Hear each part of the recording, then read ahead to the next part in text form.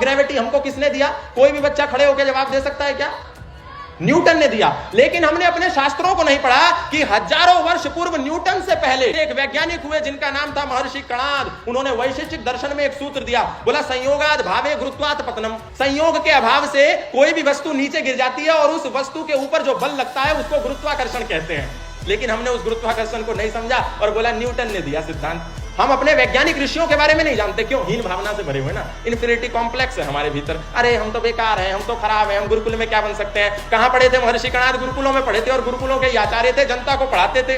वैशेषिक दर्शन में सूत्र दे दिया, एटॉमिक थ्योरी महर्षि कणाद ने दी। उन्होंने एक दिन देखा कि उनके आचार्य कश्यप गुरुकुल के भीतर चावलों के दानों को बटोर रहे हैं, तो उनके मन में एक शंका उत्पन्न हुई कि छोटे छोटे चावलों के कण मिलकर के इतना सारा चावल बन जाता है, तो ये जो एक चावल का दाना है यदि इसको तोड़ दूं तो क्या होगा? तो उन्होंने उस चावल के एक दाने को लेकर के तोड़ा तोड़ा तोड़ा और वो चूरा हो गया।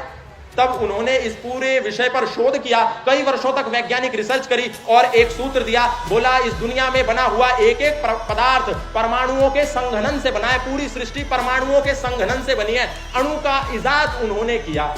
लेकिन हमने इसका श्रेय किसको दे दिया? डेल्टन नाम के एक वैज्ञानिक को दे दिया कि परमाणु की खोज डेल्टन ने दी, जबकि हमारे ऋषियों ने। और मैं ये झूठ नहीं बोल रहा हूं। आपको यदि मेरी बात पर शंका हो किसी भी प्रकार की, तो आप जाना वैज्ञानिक कणाद का वैशेषिक दर्शन उठा करके देख लेना। बस हम संस्कृत समझने में असफल हो गए।